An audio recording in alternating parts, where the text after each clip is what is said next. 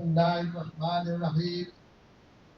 আজকের অনুষ্ঠানের প্রধান অতিথি সাবেক মন্ত্রী মহোদয় বাবু বৈষ্ণবচন্দ্র রায় এবং বিশেষ অতিথি ঢাকা জেলা বিএনপি সাধারণ সম্পাদক অ্যাডভোকেট বিপুল রায় চৌধুরী।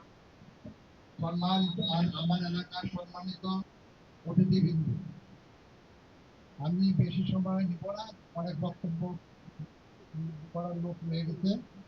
আমি শুধু একটা কথা বলি, আমি শেষ করব। আমার প্রথম কথা হচ্ছে, আমাদের স্বাধীনতার ৫৫ বছর পর এই প্রথম আমরা সুযোগ পেয়েছি। এই পর্যন্ত আমাদের এখানে কোনো আমাদের এই এলাকাতে কোনো সদস্য আমরা পাই নাই। এটা আমাদের এই সুযোগটা আমরা অবশ্যই কাজে লাগাবো। ৫৫ বছর বয়সে বিভিন্ন দলের সাবেক সংসদ সদস্যগণ যার যার এলাকায় উন্নয়ন করেছে, এটাই স্বাভাবিক ব্যাপার।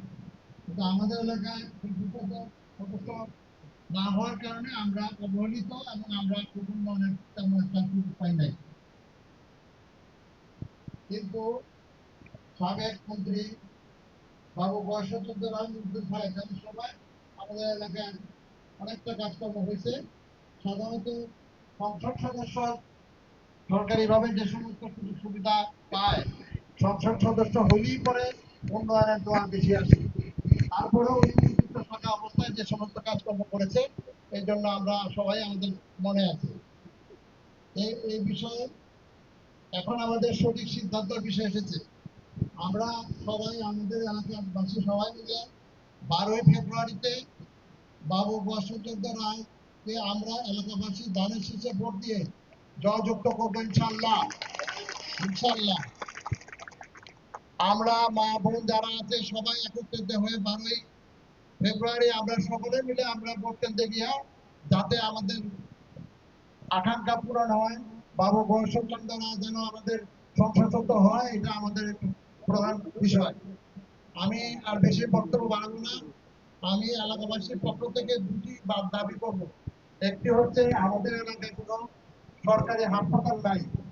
হাসপাতাল না থাকার কারণে আমাদের এলাকার গরিব মানুষরা মিরপুর হাসপাতাল, তারপর বিভিন্ন এলাকা ওই যে মেডিকেল হাসপাতালে কষ্ট করে যায়, ওখানে গিয়ে হাসপাতালের অবস্থা তেমন একটা ভালো না।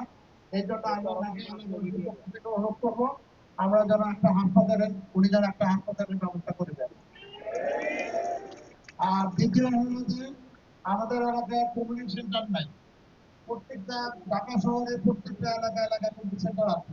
আমাদের যারা গরিব মানুষ আছে, গরিব যারা কমিউনিটি সেন্টারে বিবাহ করতে পারে না, এই জন্যই আমাদের এলাকায় অনেক খাস জমি আছে। এখানে আমি দাদাকে অনুরোধ করবো, আল্লাহ যদি রহমত করে উনি যদি সংসদ সদস্য হয়, তাহলে আমাদের এলাকায় যেন একটা কমিউনিটি সেন্টারের সরকারিভাবে একটা কমিউনিটি সেন্টারের ব্যবস্থা করে। আর আমি সকলের পক্ষ থেকে বাবার জন্য দোয়া চাই, সবার মিলে আমরা দোয়া করবো। এই বলে আমার বক্তব্য শেষ করলাম। আসসালামু আলাইকুম। ধন্যবাদ। গুরুত্বপূর্ণ মতামত